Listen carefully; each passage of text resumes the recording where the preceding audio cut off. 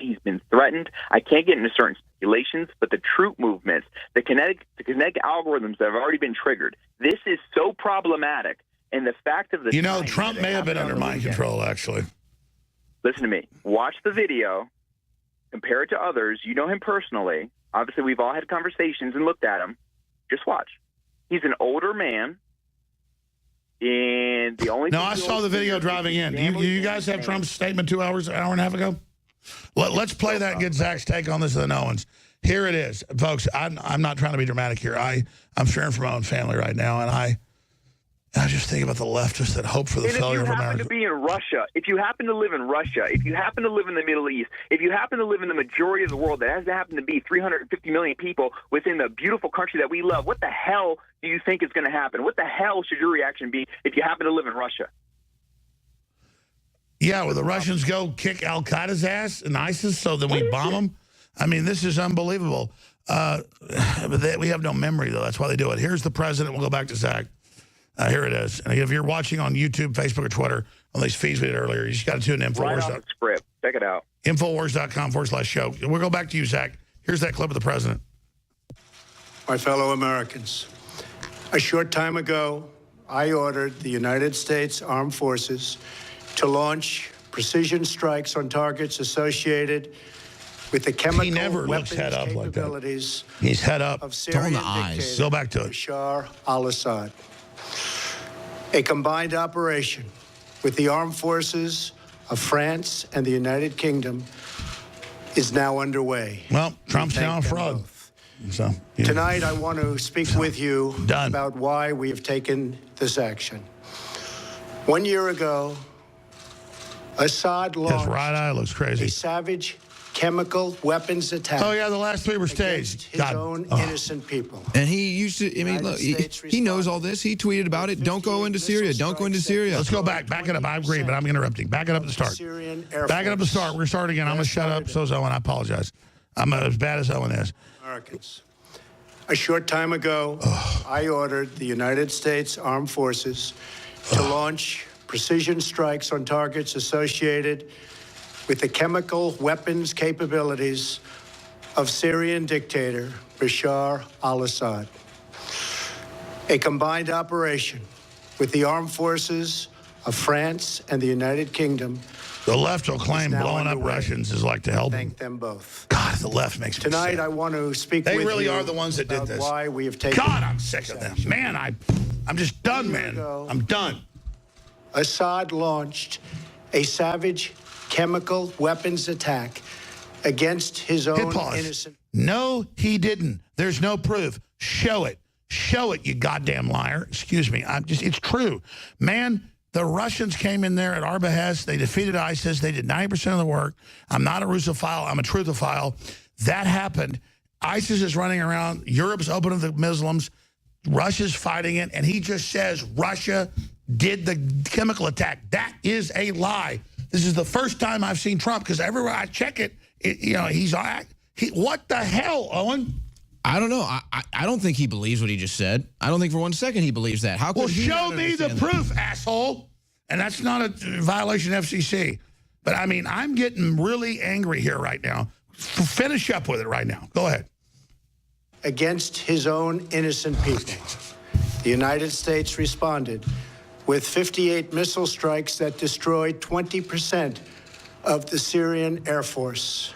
Great. That's fighting al-Qaeda. Assad regime again deployed. He's now the buddy of al-Qaeda. Hit pause. Back it up. He said Hillary's the founder of al-Qaeda. Well, you're now the butt boy of al-Qaeda, Trump. You now give them fluffer, services. I mean, I'm serious. I will not sell out the truth. I will not sell out who I am. So screw you. Oh, and I'm serious, man. This is BS. I'm really freaking pissed right now. Well, I think the scariest thing is I don't believe Russia's going to stand down. I mean, I think Russia's going to strike someone somewhere. It's Russia is Christian now and is free market, and they went and kicked the radical Muslims' asses, and they're doing it everywhere. God almighty, I wish our government was like that. Jesus Christ. Well, it's all biblical, so, just get ready, folks. Here's the thing, man. I'm not a scorned woman. But, Owen, we have Maybe Trump in 3 or 4 days will disprove us. Maybe there's some weird wrinkle I don't get, but blowing up a bunch of Russians and Syrians that have fought so hard makes me feel like a piece of crap, man. I feel like a piece of filth right now. I feel like filth. I feel like filth. I never feel like filth. I don't like feeling like filth. I've given up everything in my life to be a good person, and I did everything for this guy, and now he has sold us out.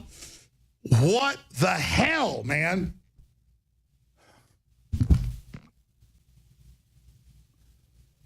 And that frickin' Stephen Colbert, he's all for wars. He loves it. And, you know, all this stuff. He's against war when Bush does it, but now that Obama does it, he loves it. And Trump, it's just the left. How are we bullied by these people calling us Russian agents to go back Al-Qaeda and ISIS when we should be having ticker tape parades in New York down Main Street for the Russians and U.S. troops? He talked about doing that, but I know people that rotated through Syria and died this year. I know 2 people. Like Pachenik said today, they got all these helicopter crashes and stuff. I know 2 people that died in combat this year in Syria fighting Al-Qaeda and ISIS. And now, I want to go back to Zach. Zach, you too, Owen. What do you think they've got on the president? Zach, what caused this? What caused this was kinetic reality of the momentum of the military-industrial complex that Eisenhower warned of and felt, obviously, that John F. Kennedy received kinetically, and that anything less than what Donald Trump did today would have been received as a political assassination to him, his family, and severe detrimental repercussions to the economy and individuals within the United States. So they said, you do this or we're going to blow your freaking head off.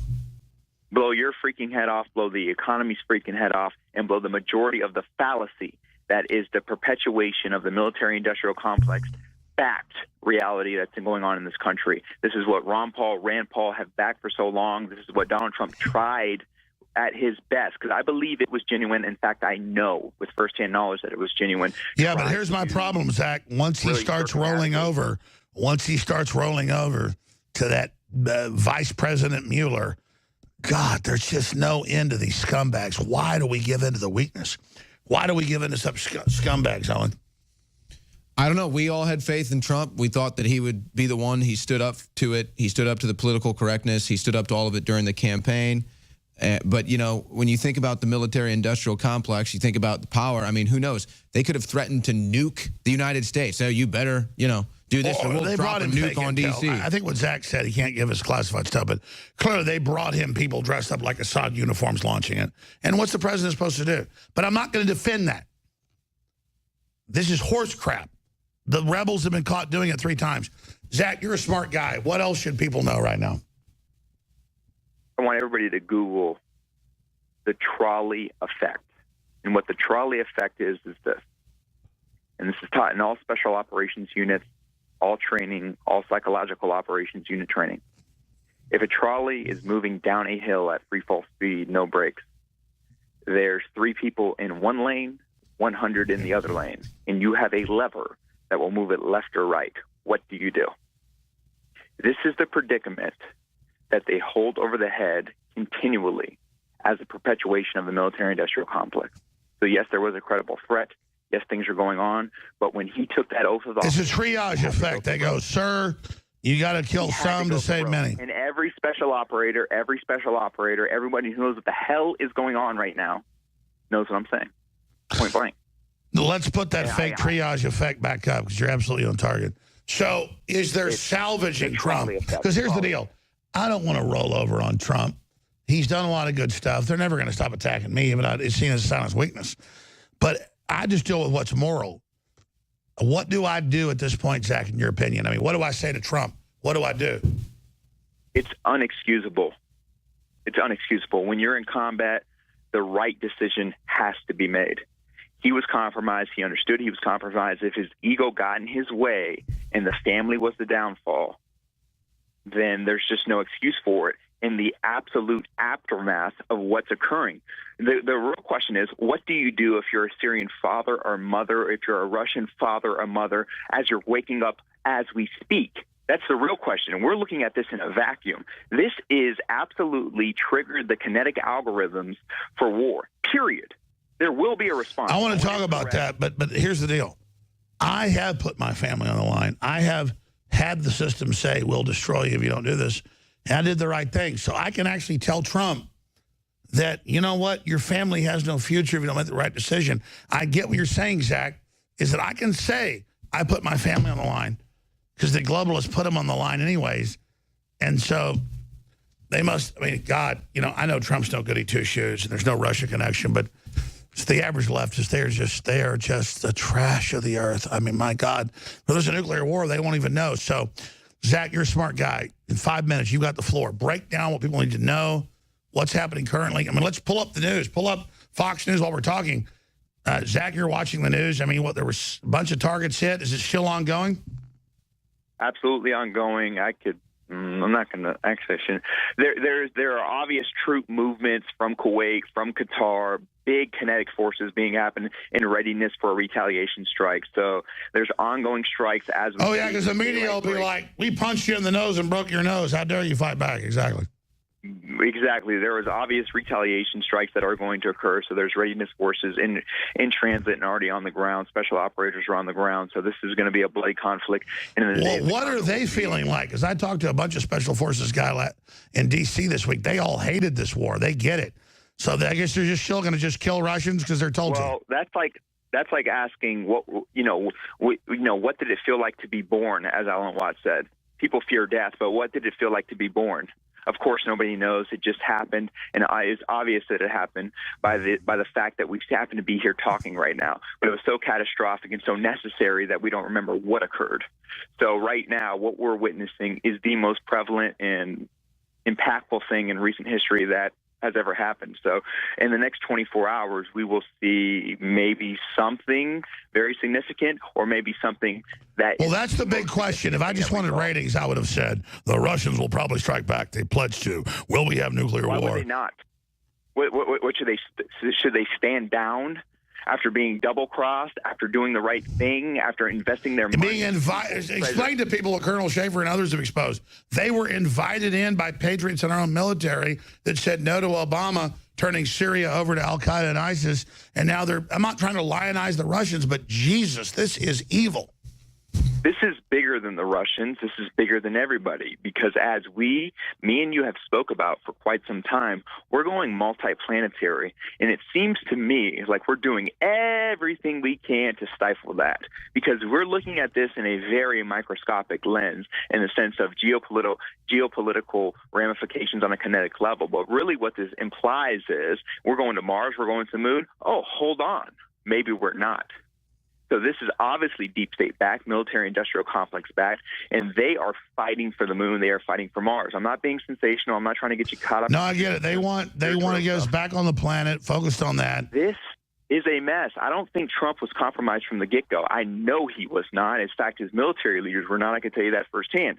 But what has gone on is not good. And if he understood that he could be this compromised at some point, the raid on his lawyer obviously kick-started a lot of things, but it was going on before that. The troop movements were going on before that. Mattis has been saying some weird things. You don't pick a Marine general. I love the Marines. The Marines are the best on the planet, but come on, from an intellectual and intelligence level, just look at what's going on. They've been dug into the fight with losses and deaths and everything on their soul for years in these wars. What do you think? They're going to end on top. They're trying to win a kinetic war, but they don't understand that they're a piece of a bigger geopolitical puzzle that will ultimately be etched into the history of time. This is it. This is it. This is credible. All I know is the West started this fight, sent in the Arab Spring, Obama, al-Qaeda, ISIS. The Russians stood up. The Syrians stood up. Our own military said it's right to back them. And now 5 years later, there's no memory. It's like we're goldfish, and now Trump is bombing the literal hell out of them. And and the left is all just celebrating. And I like I said, I was watching tonight driving in. So I was driving in watching this, and they had Dumford up there, the chairman, Joint Chiefs, and all these other guys. They were like, did you warn the Russians you were going to bomb them? And the chairman had to go, no, we bombed them. Bombing Russians is now collusion. Dropping 2,000-pound bombs on Russian troops and blowing them into pieces is now Russian collusion.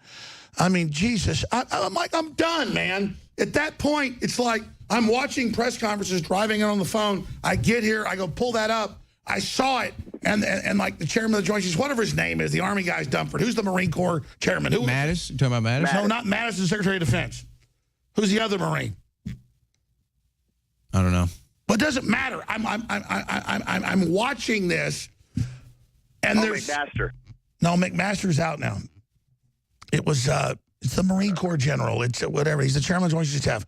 Just pull up the current chairman. The point was is I'm driving in the car, and I shouldn't admit I'm driving in the car watching stuff, and I'm watching the live press conference. And I got recently. It. Okay, sorry.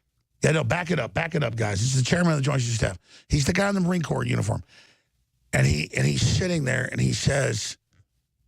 He basically acts like the Russians have attacked him. Like us being attacked as the Russians. And it's complete insane asylum, crazy town, lunatic level. Well, this is a wet dream if you happen to be in the military-industrial complex, which if you happen to be a generational general, you happen to be a part of. So what's that guy's name? I said Dumford right. My memory is right. My memory is almost always correct. I just go off the names, and I don't want to be. Yeah, so Dumford's up there saying. Oh, yeah, Dumford. Yeah. Dumford is up there, the chairman, acting like Russia attacked. Completely compromised. Completely. And we called it. We called it 6 months ago. And the all right in the QAnon community says, no, can't be. You know, Zach says that Sessions is compromised. QAnon says that we need to trust Sessions. I don't think people understand what's going on. This isn't a soap opera. This isn't reality TV like you've been groomed to listen to. This is real world stuff. History books happen. That's not fiction. That really occurred. And you are an active member of this plot. So let me ask you this question. And guys, try to get Pachinik on. Call him right now. Thanks.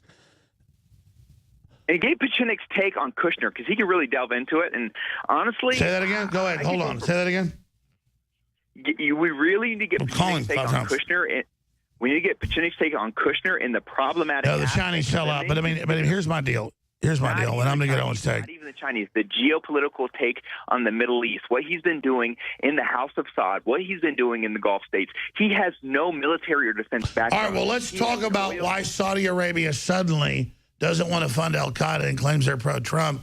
We wanted to say it was this big victory. You said it was this big victory. They were going to stop funding radicals.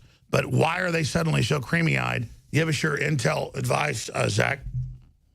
Well, it's very simple. He has no military or defense background. He has a business and real estate background. And quite frankly, he has been dealing in oil, natural gas, and Forex markets. Forex happens to be foreign currency exchange. So if you look at the stock markets in Syria, into Russia, and everything, the dips and the dives of all these things that happen in conjunction with military actions and movements are nothing short of a miracle. We called it on your show. Syria Girl was on my last appearance. We said the UN has discovered, this is not conspiratorial, the UN discovered North Korean markings on containers holding what? Chemical weapons in Syria. And that was right when Rex Tillerson was relieved and North Korea was announced that, hey, we're going to have talks with them. They tried to tie North Korea. They did everything they could to protect their ROI, their return on investment, on a strike on North Korea, their 30-year investment, and tie Syria into it.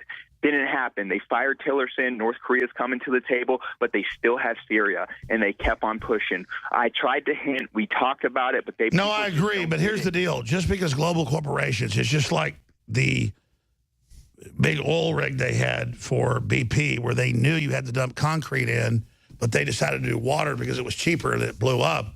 Look at this. They just think they can do this. Russian official. Trump Syria strikes a declaration of war on sovereign state. Kit Daniels, Infowars.com. Attack can lead to unpredictable consequences, Russia warns. That's my only issue is Russia came in and defeated al-Qaeda and ISIS. I'm not a Russophile. That's what happened. And now Trump suddenly turns against this. Let me get your take on that and how you expect, Zach, Russia to respond, and then Owen. Russia will respond, but first and foremost, it has to be said, and you know you don't like the praise, but it has to be said. If Hillary Clinton had been elected, what we're seeing tonight and discussing tonight would have been done month number 1, 28 days or less within her inauguration. Yeah, she said she wanted war with Russia. So what we did is buy time to try to stifle and sort of wobble the kinetic momentum that was going on. And it does not excuse what Donald Trump did, but we tried, we pushed, we did all we could because it seemed right, and I believe he was genuine. But what occurred tonight is unexcusable, and it's done. So we can't be ashamed. We fought. We did all we could at the highest capacity that we could. And listen, this is unexplainable. We're looking at it in real time, and I'm going to tell you right now, from a place where things are generated and happen in MacDill Air Force Base, the wars are the drums of war are beating and echoing as loud as they've ever had. That's it. Well, that's right. And you've got the Russians saying we've got our troops ready on our borders. Western forces are massing. You've got Trump back in 2013 saying you've got to get congressional approval to do all this. This is insanity. What do you think they got on Trump to do this?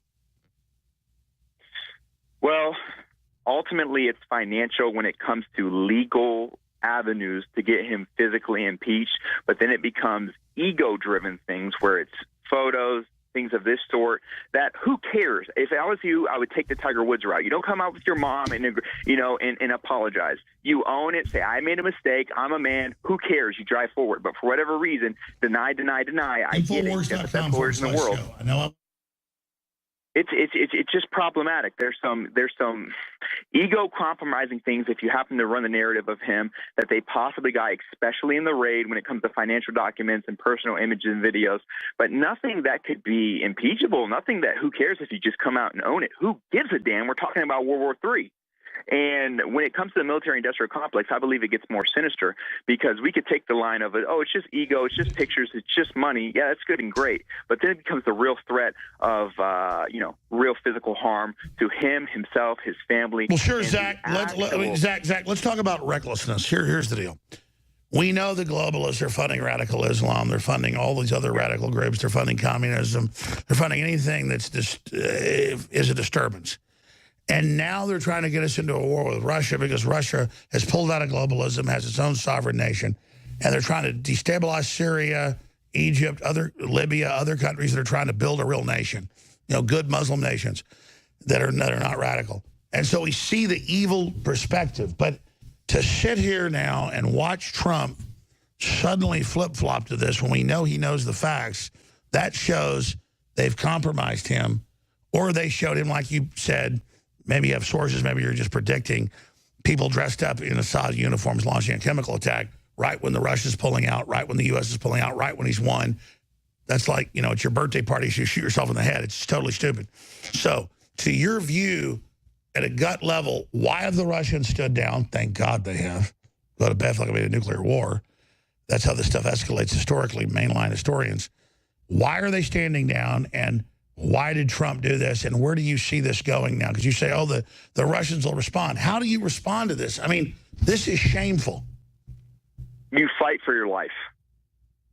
You fight for your life, and you fight for humanity, period. And you hinted at it, and I've sent some emails. I've said what I had to say. It'll come out eventually. The Department of Defense was provided with video of individuals who claim to be part of pro-Assad forces in full regalia who are compromised and deep state backed. So for the undiscerning eye, for the public viewer, for public consumption, it will look like such. But obviously in a war-stricken country where there is no economy, where war is everything. Well, yeah, that's like Operation Himmler to kick off World War II in 1939. The Nazis dressed up like Poles and attacked their own base. You're saying 100%. You've seen footage of an Operation Himmler. Yes. And that would explain what Trump did. He's shown this by Mattis. What is he supposed to do? So so it's double pronged, it's double flanked, right? He's covered from all angles. He's blackmailed. He knows what's going on. He can see who's applying the pressure. Then once this imagery, once this intelligence is provided, it's quite obvious what needs to be done. Because if not, the next step happens. And it's not the next step happens. And he's not a dumb man. But like we opened the So how do we unwind this? Because Trump overall is a good guy from what he's done. But I agree, he's compromised. He's rolled over. This is really horrible news. What do we do against the deep state? How do we counter this? What's the next step? What do you expect to happen next in this nightmare scenario? And then Owen, jump in. I expect I expect retaliation. I expect disgust We should and not be disdain condemning from the public. country or group of countries I that might expect an outcry. I expect protest. I expect demonization. I expect praise from the wrong people who should get praise from. And I expect the left to say Trump's a traitor for not nuking the whole planet. We're going to hear that, too, that he was soft right, and didn't kill everybody. And I expect Barack Hussein Obama to say nothing, weirdly, when it was his red line, when it was his force that we're fighting, when it was all this crap that he had to start, that he perpetuated, that he created. I expect him to say nothing. Weirdly, this guy who's not as late in his life as most presidents, who's thriving, who is heralded by all the left, to say nothing. Because he knows what's going on. He's played his chess move, and it's very bizarre. But I honestly, I expect this to have a worldwide protest. I expect this to be the Russians to maybe not necessarily turn the other cheek. They will not allow themselves to be continually. No, but I mean, listen, I'm not a Russophile. The point is the globalists created ISIS. They funded the Arab Spring. They launched the attack on Syria out of North Africa, out of Libya. They did it all. We stood against it. Russia did the right thing. Our military did. And now the globalists think we're so stupid they're going to crap all over this. We've got Joel Scalzo coming up in a few minutes of World Affairs Brief, Marine Corps aviator, great researcher. But Owen, get in here right now. I want to get your take. You've been sitting there.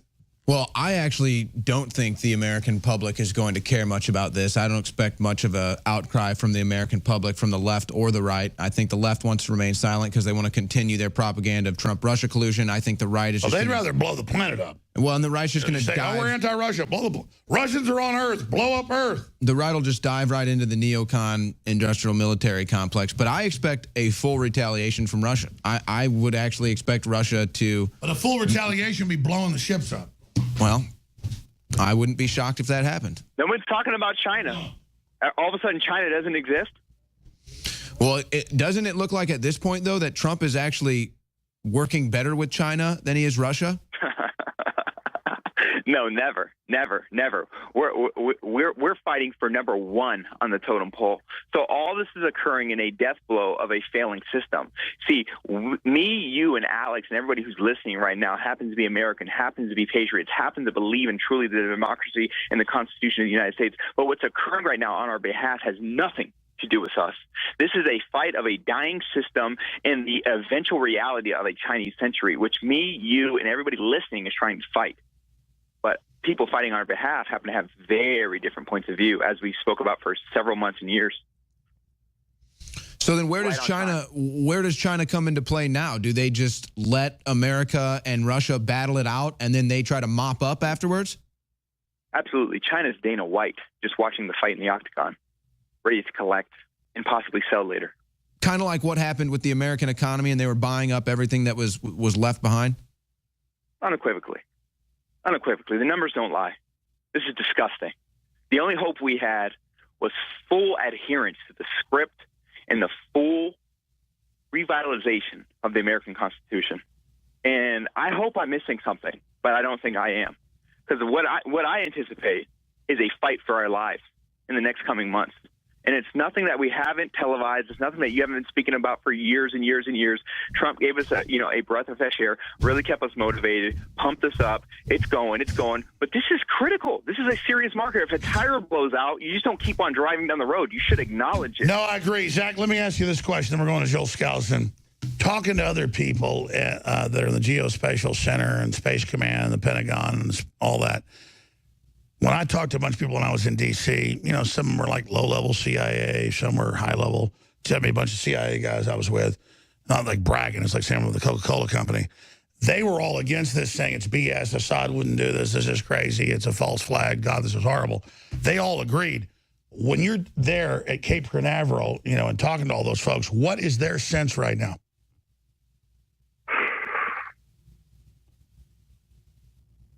It's tough time. This is not good.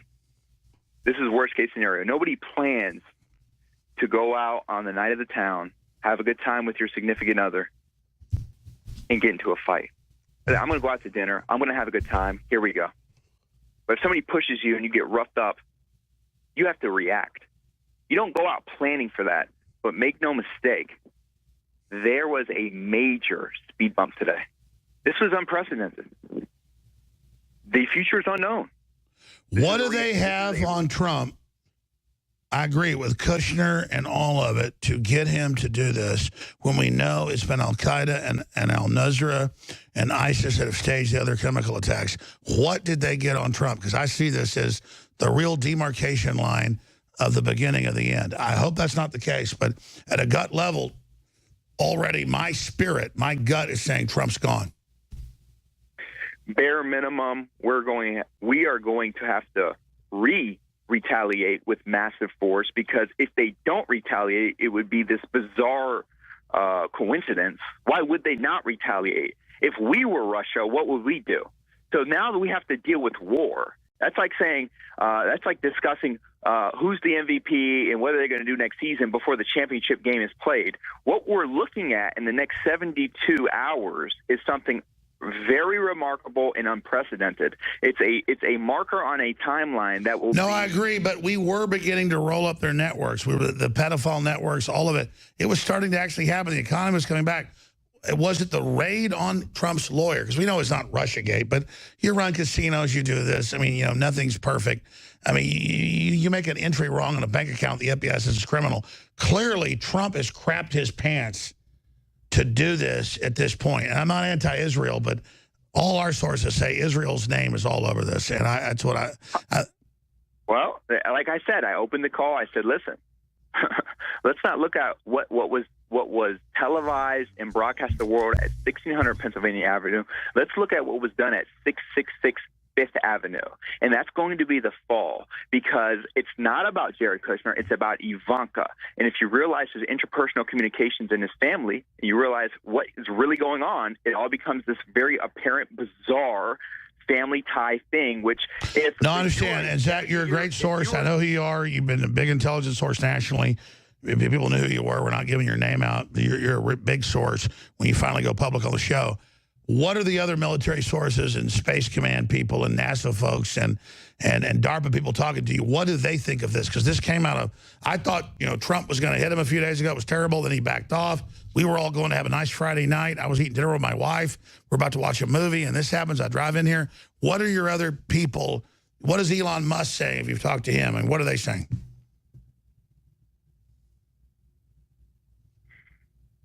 Prepare for everything to change. So it's real bad. It's real bad? Everything will change. Everything is going to change. There's no way to there's no way to, you know, put a good quotation on it. Just bare minimum, everything will change. We could not expect other sentient beings to do nothing.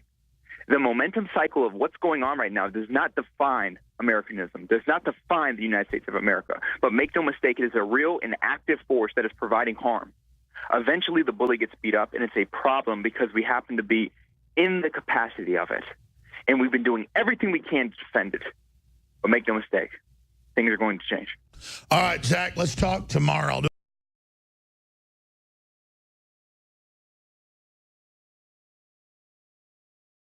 Article 2 of the Constitution to use military force overseas to defend important United States national interests. The United States has vital national interests in averting a worsening catastrophe in Syria and specifically deterring the use and proliferation of chemical weapons. Last year, in response to a chemical weapons attack against civilians and to signal the regime to cease chemical weapons use, we targeted the military base from which the weapons were delivered. Earlier today, President Trump directed the U.S. military to conduct operations in consonance with our allies to destroy the Syrian regime's chemical weapons research, development, and production capability. Tonight, France, the United Kingdom, and the United States took decisive action to strike the Syrian chemical weapons infrastructure. Clearly, the Assad regime did not get the message last year. This time, our allies and we have struck harder. Together, we have sent a clear message to Assad and his murderous lieutenants that they should not perpetrate another chemical weapons attack for which they will be held accountable. The 70 nations in the Defeat ISIS coalition remain committed to defeating ISIS in Syria. The strike tonight separately demonstrates international resolve to prevent chemical weapons from being used on anyone under any circumstance in contravention of international law. I want to emphasize that these strikes are directed at the Syrian regime. In conducting these strikes, we have gone to great lengths to avoid civilian and foreign casualties. But it is a time for all civilized nations to urgently unite in ending the Syrian civil war by supporting the United Nations-backed Geneva peace process. In accordance with the Chemical Weapons Convention prohibiting the use of such weapons, we urge responsible nations to condemn the Assad regime and to join us in our firm resolve to prevent chemical weapons from being used again. General Dunford will provide a military update. Hey, good evening. I'm joined by our French attaché, Brigadier General Montague, and our British attaché, Air Vice Marshal Gavin Parker. Secretary Mattis has just outlined the policy and legal framework for tonight's strike in Syria. I'll address the strike from the military dimension. At 9 p.m. Eastern Standard Time, French, British, and U.S. forces struck targets in Syria in support of President Trump's objective to deter the future use of chemical weapons. Our forces were integrated throughout the planning and execution of the operation. The targets that were struck and destroyed were specifically associated with the Syrian regime's chemical weapons program. We also selected targets that would minimize the risk to innocent civilians. The first target was a scientific research center located in the greater Damascus area. This military facility was a Syrian center for the research, development, production, and testing of chemical and biological warfare technology. The second target was a chemical weapons storage facility west of Homs. We assessed that this was the primary location of Syrian sarin and precursor production equipment. The third target, which was in the vicinity of the second target, contained both a chemical weapons equipment storage facility and an important command post. U.S., British, and French naval and air forces were involved in the operation, and for reasons of operational security, I won't be more specific this evening. Before we take questions, I'd like to address how this evening's strike were qualitatively and quantitatively different than 2017. Last year, we conducted a unilateral strike on a single site. The focus was on the aircraft associated with the Syrian chemical weapons attack in April of 2017. This evening, we conducted strikes with two allies on multiple sites that will result in a long-term degradation of Syria's capability to research, develop, and employ chemical and biological weapons. Important infrastructure was destroyed, which will result in a setback for the Syrian regime. They will lose years of research and development data, specialized equipment, and expensive chemical weapons precursors. The strike was not only a strong message to the regime that their actions were inexcusable, but it also inflicted maximum damage without unnecessary risk to innocent civilians. And with that, the Secretary and I would be glad to take your questions. Mr. Secretary. Mr. Secretary.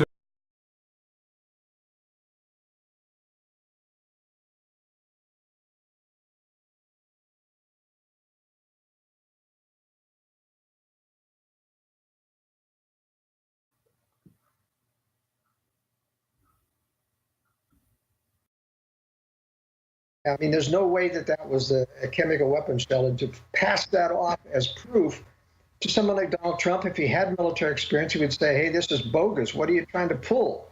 But he doesn't have that experience. And so his gut feeling always brings him back. After they talked him into Afghanistan, his gut feeling said he got angry about a month later. No, I agree, but here's the deal. I've been Getting out of the TPP, I've been pro-America. I mean, as a moral Christian person, I fundamentally, my spirit says I have to go against Trump now. I know the midterms are coming up. I don't want the Democrats to win, but I am really upset right now. Thank God the Russians, talk about that, Joel. It's not the Russians are perfect, but you've been a combat veteran yourself, a Marine Corps officer. But, I mean, the fact that the Russians have stood down so far is a miracle. I mean, they are blowing up their bases. They are attacking them. As a father of 4 children, I am so ashamed of America right now. I'm not trying to be emotional, but I'm really angry right now. And the left pushing Trump, saying he's a Russian agent, this is insane. This is insane. You see, if Trump had the wherewithal to counter this, he wouldn't be so subject to manipulation. The fact that he could be turned around with such a false flag, bogus intelligence indicates that this man is very, very weak.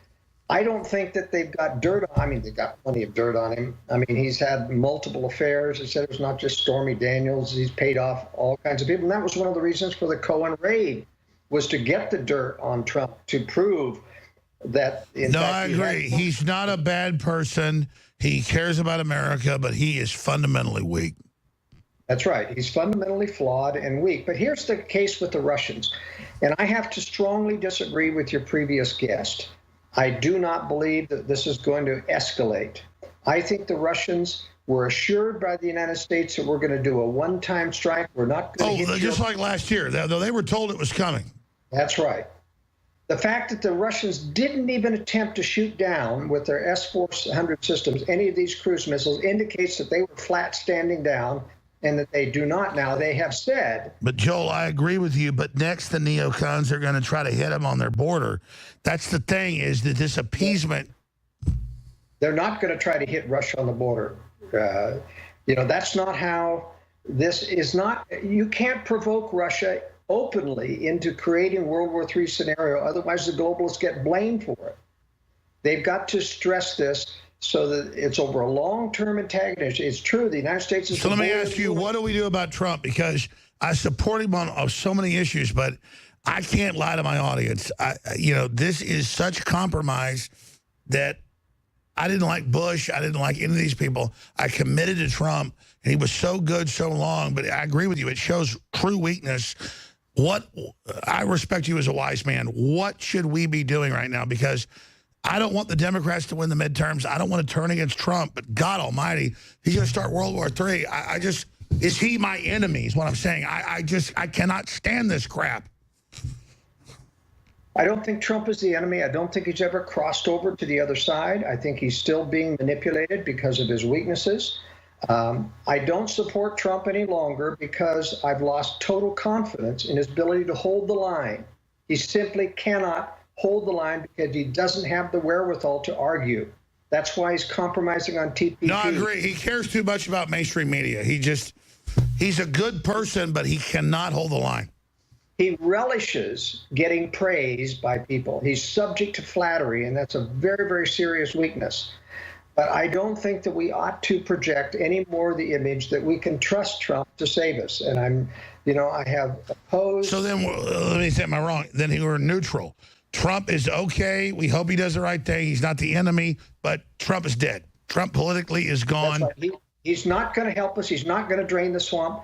I mean, God only knows, how can you drain the swamp when you name a replacement to James Comey and Christopher Wray, who's an insider?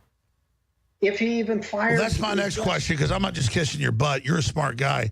Why does he put up with these FBI corrupt elements? Why does he let them do this? Why? What is wrong with Sessions? I mean, this is ridiculous.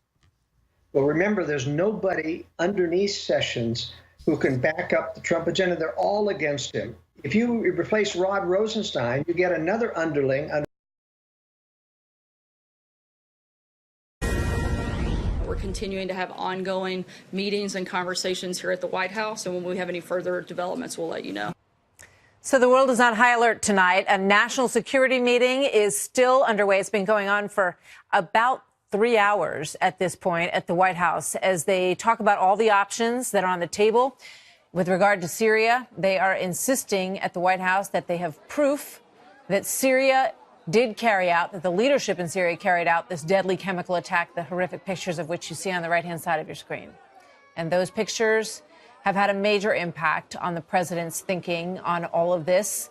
Dozens of civilians were killed in this attack. You see children shaking from the byproduct of these horrific chemical weapons. I mean, the pictures are horrible. So Russia has denied that they had anything to do with this. They point the finger. Interestingly, today, their latest reason for it, or person that they believe is responsible, is Britain, saying that they staged a fake incident. Here's the UN ambassador today, Nikki Haley, having none of that. Watch. If Russia had lived up to its commitment, there would be no chemical weapons in Syria, and we would not be here today. Russia can complain all it wants about fake news, but no one is buying its lies and its cover-ups. Joining me now, Michael Waltz, former counterterrorism advisor to Vice President Dick Cheney, and retired U.S. Army Brigadier General Anthony Tata, who has experience planning multinational combat.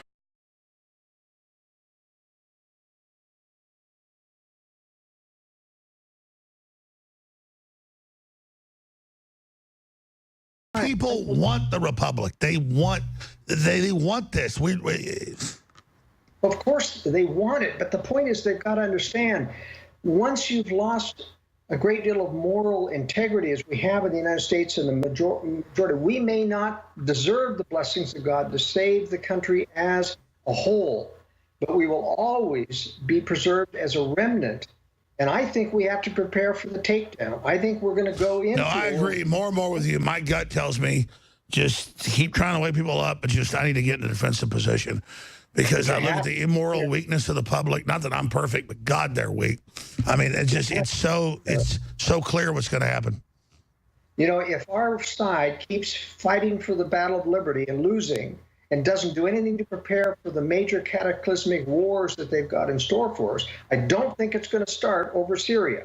The U.S. is not going to pursue this. But I agree, but it's an example of the neocon insanity, blowing up Russians that are fighting ISIS. God. No, absolutely. I mean, these people are amoral and evil, and there's a tremendous amount of yes men. These strikes, what actions do you think Russia might take in response?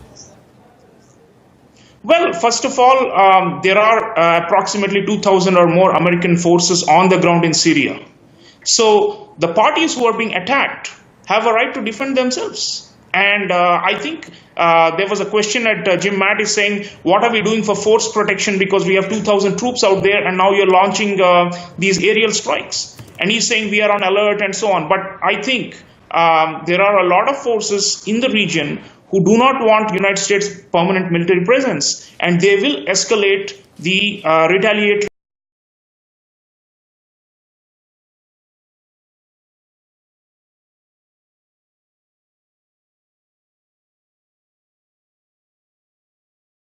And she, having been married to a Skousen, protested these things. And I'll tell you, her husband was downright embarrassed because my mother stood up and read the riot act to these guys about their preaching. No, my uncle, who they probably killed, he told me he had like 7 Bronze Stars in Vietnam flying helicopters, like he was Black Ops helicopter commander. And he said he wouldn't tell Iranians stuff, and to also monitor what's going across the border in Iraq. And of course, there are some remnants of ISIS, no doubt about it. But that is right now, it's a very cynical thing to say that we are still there for terrorism and for counterterrorism, because the main targets, it seems to be, are actually the Syrian state, no longer any jihadist groups. If they really are concerned about terrorism, they should wipe out all these jihadists who are now assembling in Idlib, in the north of Syria. Jaish al-Islam, Ahrar al-Sham, all the big jihadist groups have been buzzed out through exchanges with the Syrian state over the last several months to the northern provinces. So why is the United States not attacking them? Why are they attacking the Syrian state? What is the priority of the United States? Is it to counter terrorism or to maintain hegemony in the region? Staying with the Russian involvement, we do have from the Russian Defense Ministry saying that none of the missiles, either from the U.S. or their allies, entered Russian anti-air defense zones. We also have heard from General Dunford at the Pentagon saying that the U.S. took measures in case of a response from the Russian side. What sort of measures might they have taken? I think, the deconfliction seems to be still operational. And thank God for that. We don't want World War III.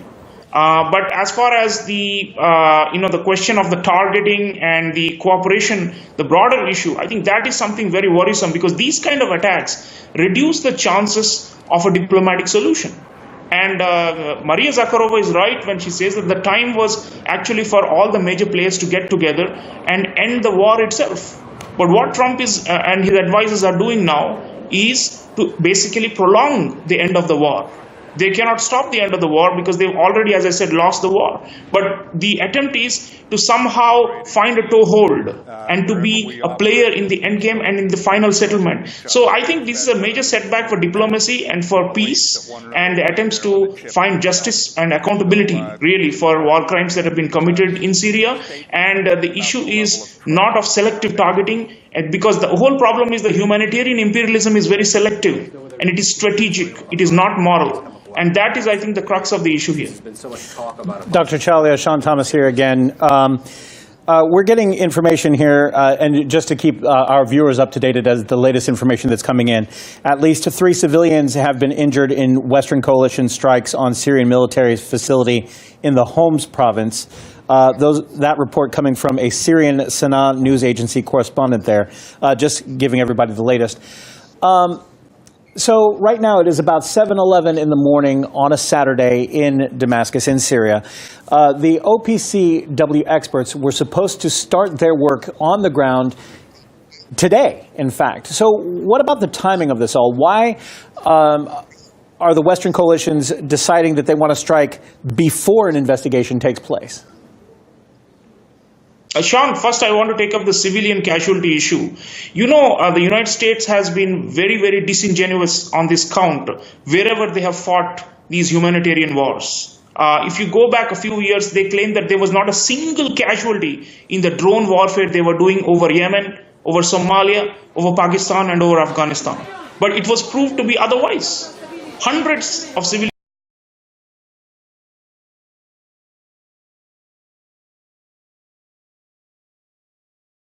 I'll just say it to the listeners. I respect your view. What do we do? Because I wanted to believe in Trump, and I did a lot of good stuff, but he's just a man.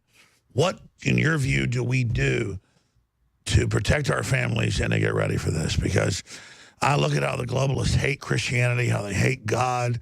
I mean, it's so obvious they're satanic. Even if you were like an atheist or a worldly person like I was 10 years ago, I still believe in God. You see the evil. You see the attack. How does it not let you know God's real? How do people not want to stand against this? This is so obvious. Well, that's a real tough question, Alex. You're talking about the mental and moral and spiritual state of our own people. And, most conservatives, frankly, don't even have the courage to keep their children out of public schools. And most of them lose them because they're being propagandized in public schools. We're losing the battle on multiple fronts. And but we cannot stop taking advantage of these situations, no matter how small our voice may be, to say, this is the evidence that these are false flag, and they always have been false flags. This is the evidence, because eventually we'll be vindicated. And the United States is going to suffer eventually.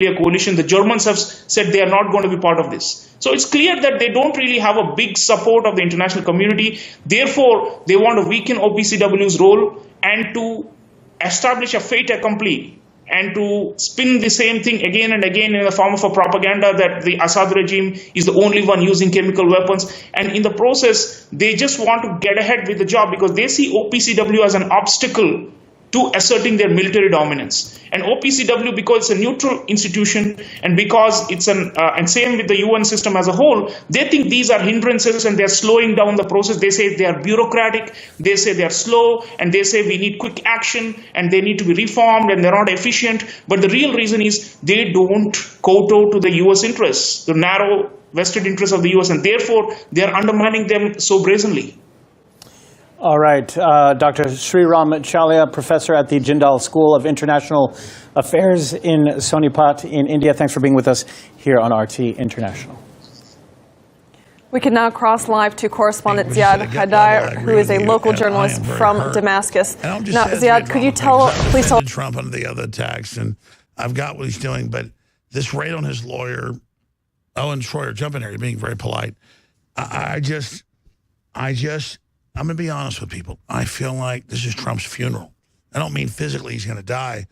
I just think he means well. We know that he wasn't controlled, but he has been sucked in, and I hope he turns the corner. But I just have to be honest with listeners. I'm not trying to be dramatic. I'm really scared for my family.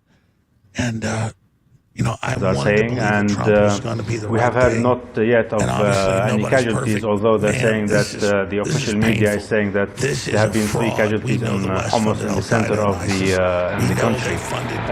The airstrikes lasted around 50 minutes, although we felt that it has lasted longer because until the 5:30 we still heard rockets being launched, maybe anti-missile rockets or anti-aircraft rockets. It wasn't clear. And the smoke is still rising from the Barza Research Center, which was targeted first. Life is beginning to return normal into Damascus. It's been 7 years of war. This attack, this threat, the threat of the aggression today has been in the air for a few days, and people were expecting it. They didn't know when it was going to happen. They didn't know the scale of it and where they're going to hit, but people were at least anticipating that it's going to happen any hour at night, probably. Actually, people were joking about it and were saying if Trump was impulsive enough to restrain from attacking Syria, the Security Council meeting yesterday also gave a feeling of calm. People felt that it's not going to happen, or it's going to be delayed because as you know, the inspectors are supposed to start their work today in Duma regarding the incident, the chemical attack incident or assumed incident. But clearly, the Americans and and their allies, the French and the British, didn't wait. They didn't even wait till the inspection team arrived at Duma. They launched the attack, the aggression before that. Ziad Shantan.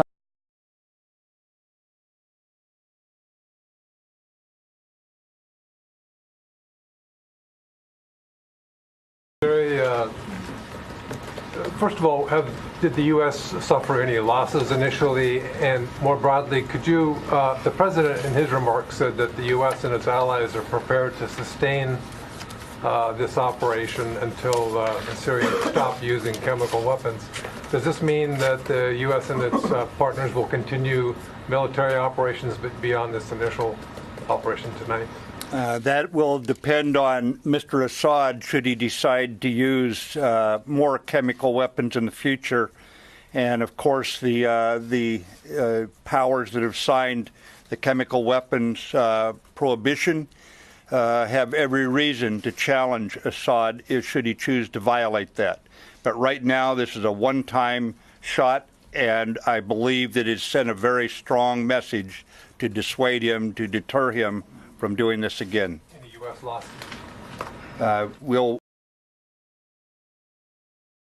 The false promises of the Republican leadership, or even Trump himself, who continues to be optimistic that he can still beat I don't know if he understands what it takes to drain the swamp, but he still thinks he can drain the swamp. But it's impossible when you can't recognize who's a part of the swamp and who isn't. So let me ask this question, Joel, the World Affairs Brief, and I'm going to ask Owen this. We get the fact that he's getting broken. We get the fact he doesn't get it and he's compromised. But then you've got Hillary and the globalists and the left. How do you try to defeat them, win the midterms, and still, like rocket engines falling off, deal with Trump? How do you triage that and then still move forward? Because my gut's never wrong, and I agree with you. At a spiritual level, I realize Trump has fallen. He was already fallen, but I didn't want to bet everything on Trump.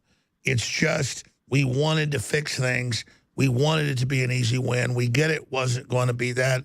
And none of us are perfect. I'm not judging Trump. It's just painful to see this. So, well, I mean, you get my whole gestalt there, Joel Scalzo. I mean, what do we do? What do you expect Trump to do? I think we, first of all, have to continue to defend the proper positions on the issues rather than base it upon Trump anymore. In other words, we've got to decry, once again, this war, this disastrous intervention.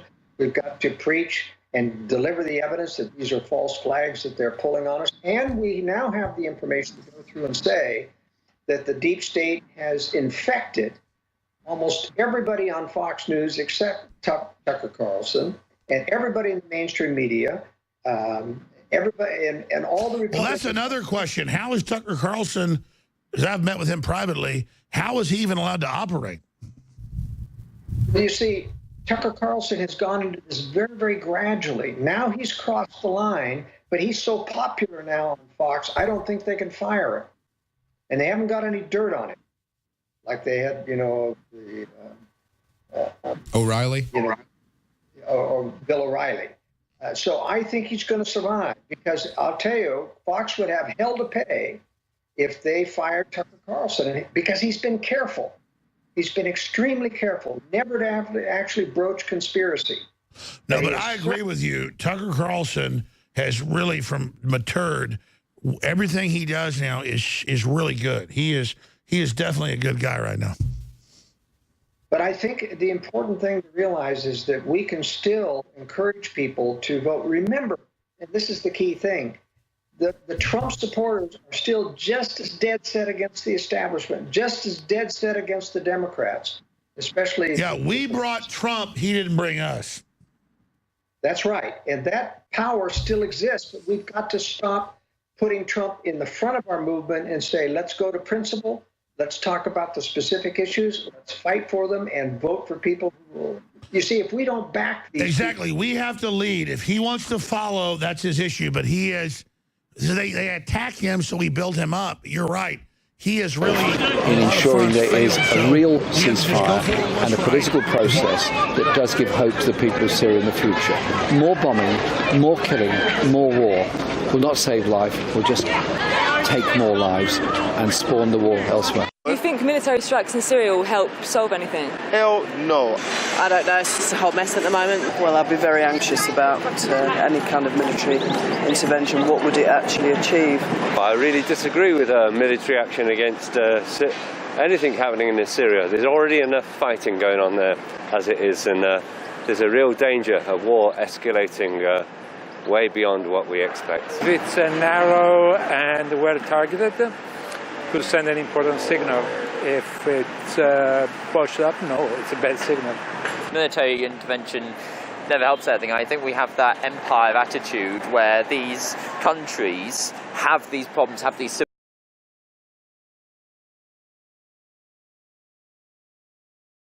We'll brief on that in the morning. We're not. We want to give you a full brief in the morning. Right now, we have no. The powers that have signed the chemical weapons prohibition have every reason to challenge Assad should he choose to violate that. But right now, this is a one-time shot, and I believe that it sent a very strong message to dissuade him, to deter him from doing this again.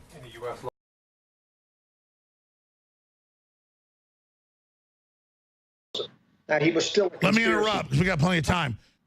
Beck was so good and so powerful, and he broke on that. He said, I met with elitists, and he quit. And now he's exactly. How did they break him? Because, I mean, they're trying to break me. I'm trying to understand that. Well, they broke him because he wanted to be popular too much. That was his weakness. That was Romney's weakness. You see, he wanted to be president too badly, and so they could twist his arms. They can't twist my arms. They can't twist your arms because we don't want popularity. We want the truth. And that's why we're immune to that. And so they've got to use the physical economic attack. I mean, this day, for the first time, my entire host server in the United Kingdom got shut down as my brief on the Syrian war was going to come. Oh, yeah, I don't want to be a drama queen because I don't want to scare. It's like next level what's happening here. They're into the light system, the phones, everything. It's like, that's what I'm saying. We're not that powerful. We're just not bad guys. They are so scared. And I think if you look at their attack, Owen, that's the answer to how to target them. Why are they so scared of this then, Joel? Because truth resonates with the right people. Now, we don't convince everybody, but I'll tell you, we convince a lot of people about these, especially on these issues that are very, very clear-cut. It embarrasses the hell out of them. So that's what they're just fearful of real truth because they know that truth resonates with a lot of people, and they're afraid it's going to take off. That's why they have to kill it. That's why Facebook has to censor. They can't tolerate any light of truth, and that's one of the proofs that this is, at its very core, satanic conspiracy. No, I agree. But now that Trump, and hopefully he writes himself, because I don't want to just, everybody like Ann Coulter does these points saying, oh, he's screwing us on DACA or he's doing this on guns, and I know the inside baseball, it's not. But with this, just at a gut level, it's a turn. What do you expect him to do next now if they've turned Trump? Because he's got to know, he's just, as soon as you roll over to these guys, they've got you. I mean, I don't, or maybe he doesn't know that. No, it isn't that he's made a turn and says, I'm capitulating to them. They know how to massage them. They know how to say, look, he doesn't have any defense for any of the arguments. So they turn him around. But what happens is he gets backlash from his subscribers. I mean, he gets backlash from his supporters. And so he now will reverse himself a little bit again, and then it'll be turned around. But I've seen this happen so many times. I just say, look, I'm going to applaud Trump when he does the right thing. But I have lost total confidence in his ability to stay the course. So I'm not going to ever preach, you can depend on Donald Trump. I'm going to preach only that you cannot. We will applaud when he does the right thing, but you cannot depend on it. And so we will take our strategy down a path of principle and of specific facts, and we will... Exactly. We're not for the Democrats, but we want to hope Trump gets better. So how did they break Trump, or does he even know he's broken, Owen? Well, they didn't break Trump, and he doesn't know that he's broken. And they don't tell him that. I mean, they don't twist his arm. That would, Trump's a guy who would resist that. His ego wouldn't allow that. So they know how to flatter him and say, look, on all these children. And that's a soft spot with Donald Trump. And they show them these pictures over and over again, and he gets upset, and he says, all right, and you're sure that Assad did this? Yes, we have positive proof that Assad did this. And they don't have positive proof. No, obviously they haven't. So what happens next, Joel Scalzo in a World Affairs Brief? All right. Well, I think the Russians have sufficiently intimidated Mattis and Trump that they're not going to, this is going to be a one-time strike. Even though the Democrats and even Republicans on Fox News were saying, hey, he did this last year and it wasn't enough. He's going to have to do more this year. So he did a little more. He hit, a dozen targets and things, but it's not going to, there's still going to be more chemical attacks that they blame on Assad until they eventually get... Well, that's what the British ambassador to Syria says. He says, ISIS is doing this, and now you let them pull your chain. You're going to encourage them to keep doing this. That's right. I mean, they know exactly how to manipulate Trump, and it'll happen again. But the Russians are the key here. They've told the United States in their private conversations, if you go beyond what you've promised you're going to do, not hitting our bases and not hitting population center, if you go beyond that, we're going to retaliate. And I think the U.S. is not going beyond that. It is not going to manipulate. Well, clearly the Russians days ago pulled out of Tartus and all that. So, yeah, you're right. It's not a stage deal, but the Russians have pulled out. It's a bigger event than last year. It's a bigger event, but it's still a paper tiger. And the problem is Russia's a paper tiger still, too. They're not ready for World War III yet, and that's why they keep taking this. And the U.S. is learning we can push Russia because they aren't ready to come against us yet. And that's why I still think this trigger event is going to be North Korea. And once again, North Korea is going to be delayed into the next decade where I think Russia and China will be ready. Now, well, that's my next question. What do you think about these peace talks coming up? Well, look, the peace talks, Trump says we've got to have positive proof that you're going to start to do before we'll talk. He's already succumbed to that. He's not requiring any positive proof. If he really were, and his advisors are against this, because his advisors really want this trigger event in North Korea to be postponed in the next decade when Russia and China are ready to take advantage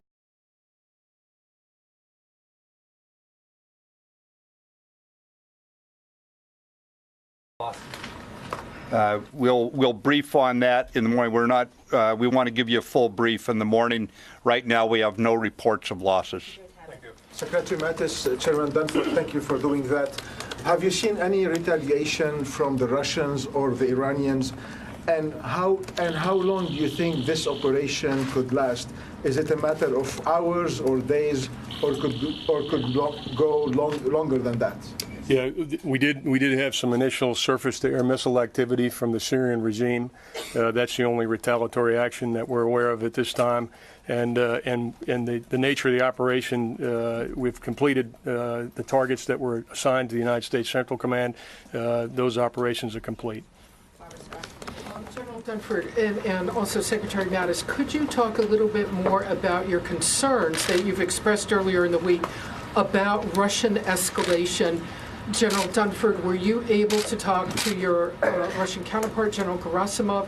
What are your concerns about escalation? And if we're permitted to ask your British counterpart a question, I would like to know the sense of your government 21st about the situation March with 2000. the Skripals and the Russian involvement in that, how that Russian involvement played a role in your decision to enter this coalition this evening. Barbara, let me address the last point first. Our attachés were kind enough to join us.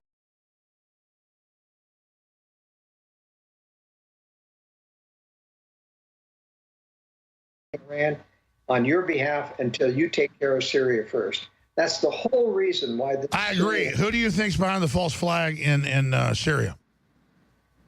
Well, obviously, it's the deep state advisors of Jaish al-Islam, those that until this Monday or Tuesday were still in power, were ruling over Duma in Syria. They've been pushed out. They were on the verge of losing, and that's why they pulled. No, I agree. So the Russians right in saying that it was Western-backed rebels that did it? Well, it's hard to know who exactly did it. I mean, they get these chemical weapons through Turkey or through Saudi Arabia.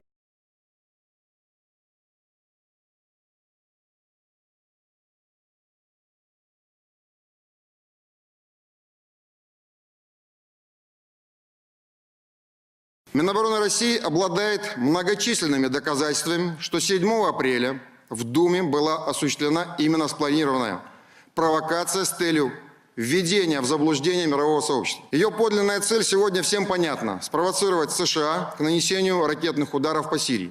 Сегодня в распоряжении российского военного ведомства имеются и другие доказательства, которые свидетельствуют о непосредственном участии Великобритании в организации этой провокации в Восточной Гуте.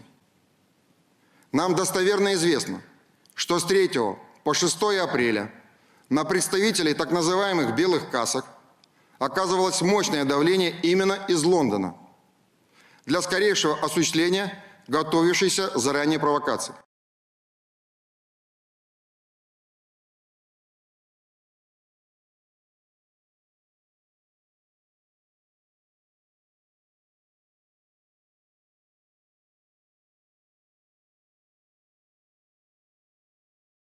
Schooled in a doctrine of strong morality with very, very strict, there's a lot of promises in Islam, there's a lot of slippery doctrine, there's a lot of interpretation of the Quran, which gets into jihad, and you have a lot of people who are uneducated in Islam, especially young males, full of testosterone. You don't have the same moral restraints that you do in strict Christianity. And so it's very easy for terrorist-type manipulation to occur to the young people, and that's exactly what's happening. It isn't that Islam doesn't have its good side, and people who concentrate only on it can become moral, but it isn't because of strict moral codes in there. It's more the type of teacher that you get, and you get in the wrong type of teacher, you get in the wrong type of... well, sure, there's like in my view, there's like a satanic interpretation where they get everybody hyped up and they go crazy.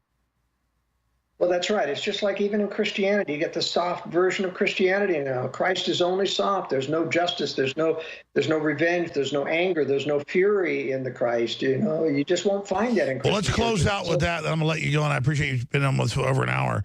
People that just tuned in on the streams, Trump has hit 7 separate targets. Undoubtedly, there's Russians dead. There's Syrians dead. This is just, if you know who's behind the war, it's horrible. We're on the wrong side of this. It's a terrible thing. But Joel Skousen of worldaffairsbrief.com, getting into the satanic nature of this, and I've been a Christian my whole life, and I believe in God, and I've had spiritual experiences. But man, the last 5 years, being around leftists on the street and how they act and like they're demon-possessed and the stuff they do, this is not an act with these people.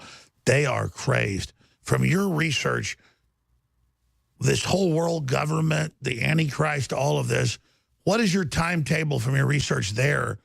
Just for me and my family, because I'm going to be on air and I'm going to do what I do. But, you know, at a certain point, I'm not just trying to be here on air or whatever. At a certain point, this is getting so crazy that I don't even know if I can do any good. I'm not arrogant enough to think I can actually fix this. And I'm getting so freaked out that I just want to go get on my knees and pray to God all day. I mean, I'm not saying to be goody two-shoes. I'm saying as a man, I have gotten so freaked out by what's going on and the pure evil that's happening that I just feel like it's above my pay grade. Does that make sense? Well, it does, but I've stopped long ago, Alex, thinking that I could save the world for this. And that isn't my objective. I'm trying to reach the true sheep, if you will. I'm trying to reach those that sense that something's wrong. I'm trying to reach those that have a heightened level of conscience that tells them that they can't trust what's out there, and they're looking for facts. This week's World Affairs Brief, for example, has all of the details about how this is a false flag. I document it time and again on there. Your listeners can get a free sample copy of that by emailing me at editor@worldaffairsbrief.com, and I'll send everyone a free copy of this week's World Affairs Brief. And it really is, I'm not just saying, you really have great understanding. But what I'm saying is that you mustn't lose hope. I mustn't lose hope, because we are reaching a great many people. And I get letters, I know you get letters from people who thank you for being there and for having the courage to tell the truth. Without us, they'll start to be snowballed into this great thing. And so we've got to not only get them to have a heightened understanding of the dark forces that are managing our government, but also how to prepare. I think in a timetable, we're still looking at the early part of the next decade to the middle of the next decade when Russia and China will be ready to strike the West. No, I mean, I agree with you. You can historically see it. You can physically feel it. All hell is going to break loose in the next 10 years. And I just sit there as a father of 4 children, and I'm trying to talk myself out of the equations and the public I see, because I'm not on some power trip like I'm some Mr. Cool guy. I see the public. They don't even know what's going on. And it's such a dangerous countdown. And we don't celebrate the fact that we go, oh, look, Trump's being bad now. Oh, my gosh. We wish Trump would have been good. And we know he's under attack. And he's not our enemy. It's just this rollover on Syria, Joel, don't you agree? It really shows that fundamentally he's been compromised. Yes, and it's really an intellectual and spiritual compromise. He'll come back and realize and have doubts about what he did, but he'll just keep being ruled one direction or another. And that's why we have to provide the steady track for our listeners. We have to provide the steady answer that doesn't roll with the punches, that stays steady and stays true to the facts. And I think, you know, Alex, you've got a tremendous mission that's got to be continued, because people are going to depend on us to know when this war is really coming, not to get carried away by the hype of what may be. Well, let me ask you that question, because I'm far from perfect. Why do you think, you see it in the news, but behind the scenes, they are really after us? They think we've got something that'll bring them down. Is it just that we're free and open discussion? I mean, they are foaming at the mouth to get us. It is on the street, politically, economically, legal. They are. What is it? Because I want your perspective, because I want to know, what is it is the potential of InfoWars? What is it they're so scared of? Well, it is the potential of the infective nature of truth. I mean, when you saw, if you would go back and review Laura Ingraham's show and see how Sebastian Gorka, who's normally, you know, energetic but mild-mannered, just turned into a raving counterattack dog at the very... Oh, it's funny you say that. I've seen him putting out hundreds of photos with him with guns, and it was all, like, months ago, really synthetic. And now he's a patriot, and it was all real. Like, these sociopaths don't get what looks fake. And I was like, what's... And then Gorka was attacking me. He was attacking others. And it's funny you bring up Gorka. I agree. I was even trying to follow him, but I saw the syntheticness of how he wants to be our leader.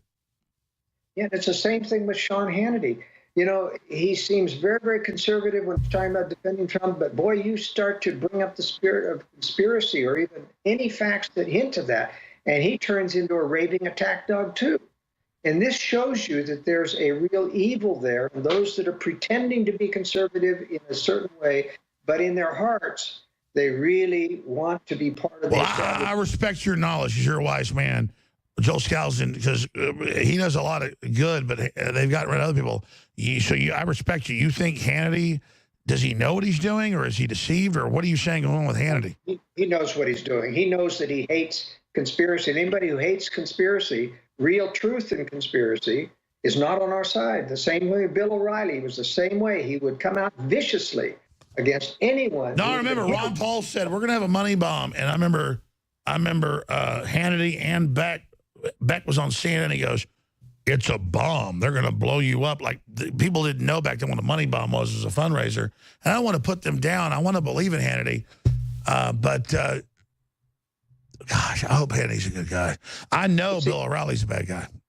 The truth is, though, that if a person is really honest, he won't shut down any truth about conspiracy, even if it's, especially if it comes from a reasonable voice. He won't shut it down. He'll say, well, you know, I've never quite thought about it. I don't necessarily agree. I'm sure that that's how Tucker Carlson would address it. I know that if I got on his show and said some controversial things, he would not shut me down. He would not turn into an attack dog. And that shows a person is sincere. Well, I don't want to get Tucker Carlson in trouble, but like 10 years ago, he said some bad stuff about me. And then he was coming to Austin, and he wanted to meet. And then I met with him, and he was like, oh, I didn't know, you know, I appreciate you. And we had dinner a few times at the RNC and other places. But Tucker, his dad was the head of Voice of America. He's like an anti-communist. He's a patriot. And Tucker basically, I don't want to get him in trouble. This is no secret. But Tucker is getting away with as much as he can on air. Yeah, he's really pushing the envelope, Alex. And but as I say, I can read him as being very, very careful. He knows very, very well that he can't make definitive statements like I do. And I'm glad I'm free to make those statements, so you're free to make those statements. But I'll tell you, he wouldn't pay a price. They'd have a boycott so big of advertisers against him, and you may yet see that. But I have to applaud his courage while we can. All right, Joel Skousen, worldaffairsbrief.com. Thank you for the time. I want to thank the crew for coming in. I'm going to finish up with Owen Schroyer. Thank you for being with us. My pleasure. Always a pleasure. You bet. Owen, you've been a really good guy over there sitting there while I was ranting and raving. I mean, this, I don't want, you know me, I'm not the guy that jumps on the bandwagon to go after Trump, but we know the history of Syria. We know Al-Qaeda and ISIS launched the war. We know Obama did. We know Hillary did. We know Russia went in and kicked ISIS out. Our military killed like 10% of them. Our own military, though, was with the Russians to do that under Obama. But then with Trump, they relaunched the whole lie. I mean, I have to stay true to myself. I can't lie to people. I don't want to be a drama person, a drama queen, but I mean, can we pull it up for people, maybe on TV, for TV viewers? I mean, how many strikes were there tonight? How many bases did they blow up of people fighting the Saudi Arabian hordes? I think it's still going on right now, actually. They're televising it live like it's some sort of theme show. Saturday strikes, you know, it's trendy now. But, Alex, we made our decision about sold this. Trump on, this will get Stormy Daniels out of the news. Bull crap. It's going to get worse now. You watch. And, yeah. Now they think they got him by the Huevos, man. Watch. They'll try to impeach him for striking without congressional approval, and they'll try to impeach him for Russian collusion at the same time while he's striking Russian bases. You know, Alex, I have no footing right now as far as the overall picture. I don't think I'll be able to have footing for another 72 hours or so. I'm not sure if Trump is possible to save at this point. If it is possible, the only thing I could think that would get his attention if everybody started burning their Trump apparel and putting it on social media, maybe that might get his attention. But while they launch all these strikes in Syria, you notice how there's no real talk of regime change or removing Assad from power. That just shows you how superficial the whole thing is, how driven by the military industrial and Wall Street this really is, how much it is for show. I mean, look at this. They got, pull up Fox News, guys. I mean, this is like a movie for Fox News right now. Oh, let's show our bombers. Let's bomb those Syrians. They fought ISIS. F them. We're going to go to war. No, dude. Remember, we're not ISIS's Air Force. So, I mean, I expect something, I don't know. I think something big happens before the end of April here. And no, I agree, but here's the deal. We don't tell you what to say before you go on there. You're on the same page as me. Trump's done so much good, and I'm still going to back him on most stuff. But on this, I've got to say, it's a disaster. Alex, we made our decision on this Monday when we decided to do the Stop the World War III broadcast for 34 hours. We said we're not striking Syria. We're not going to get behind that. Syria isn't Al-Qaeda. Syria didn't get invaded. They got invaded. So they didn't do anything. This is horse manure, man. So we just stay by our word. But you know what, Alex? You were asking a question. You asked it of Zach. You asked it of Joel. And I actually don't think that anybody's been able to answer it. But I think I have the answer. Why they hate you so much? Why they hate us so much? Why they're ramping up their attack? The difference between what happened in 2016 and what you'd been doing your entire career is that you got Trump in office.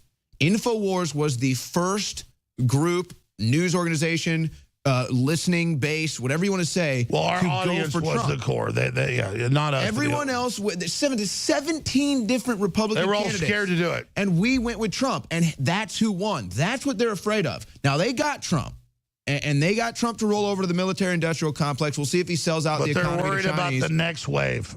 Exactly. And that's why they have to continue to bring you down. And you know, while we're sitting here and we're upset and we're depressed and we feel like we had the rug pulled out from under us, if we let them defeat us spiritually, then they have defeated us. No, I agree. The globalists are way behind. It's a big victory. And that's why they hate it's you just too. We just want to think. If it would have been Hillary, they would have started this war a year and a half ago. You put them a year and a half behind, and they still...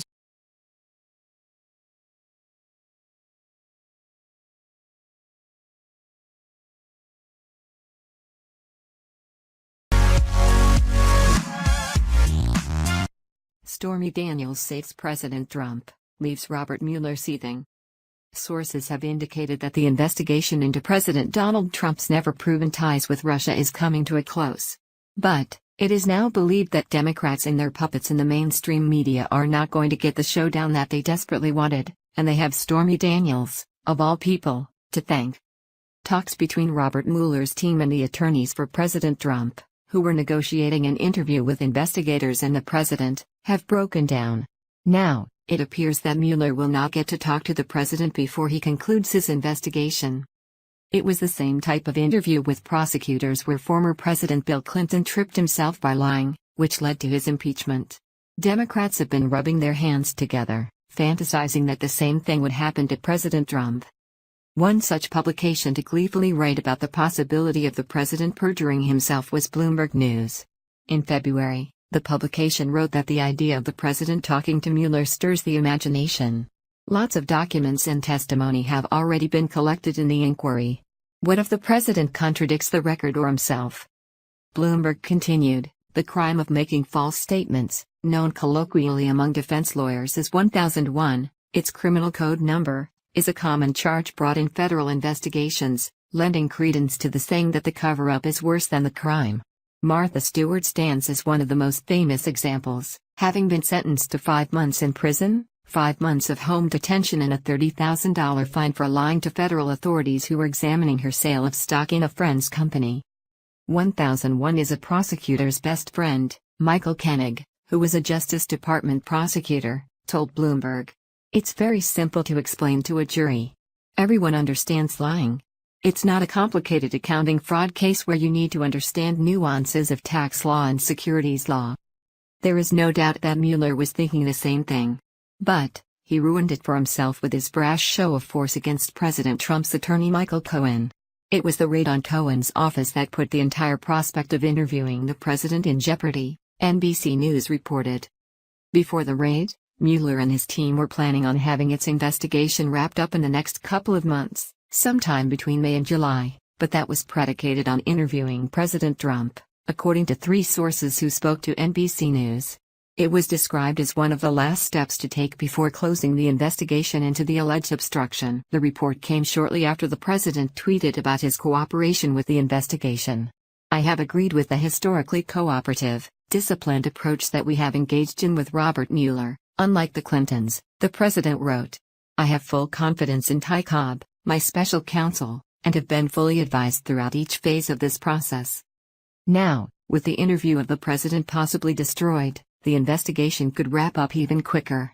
The Cohen raid significantly complicated the prospect of interviewing President Trump, but the sources cautioned that you could never say never. White House counsel Ty Cobb said that the report of talks collapsing was untrue, but Cobb has a vested interest in not embarrassing Mueller's team. And, it would be a major embarrassment if it was discovered that Mueller ruined his own investigation because he wanted to get a popcorn headline by raiding Cohen's office to find evidence of an affair between the president and porn star Stormy Daniels. In fact, if the raid does ruin the chances of an interview with the president, as it now appears, then one could say that the Stormy Daniels scandal, which Democrats believed could damage the president, might be the thing that literally saves him from this witch hunt. Anymore. They don't even have to give us a reason anymore as to why events happen. Hey, did you hear Assad chemically gassed his own people? Oh, really? Well, how do you know that? What did you see? Did they show you the video, the evidence? Well, they had it on all the television news, so obviously it's real. They'd never lie to me. Oh, except they lied about the Gulf of Tonkin. Oh, except they lied about weapons of mass destruction. Oh, except they get caught lying about everything. They lied about the assassination of JFK.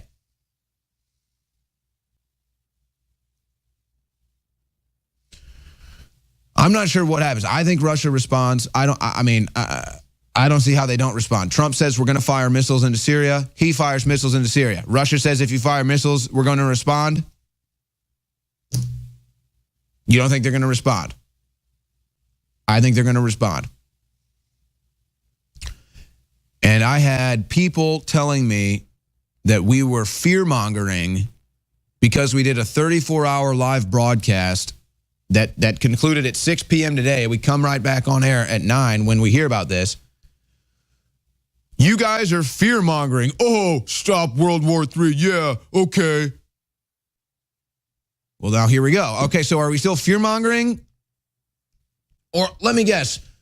Because you see the images on TV of bombings in Syria and attacks on Syria, but because it's on TV, you're in a trance, and so it doesn't feel real to you. Your soul has been sucked out of your body by the television and the screen so that you don't even feel the humans that are dying from these attacks. You see it on TV and you're so desensitized. Oh, no, I've talked to liquor store owners and pizza places. They say they get record orders. Here's the thing.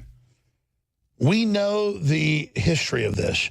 The globalists launched the Arab Spring. Hillary launched it. Google launched it. It was on the news.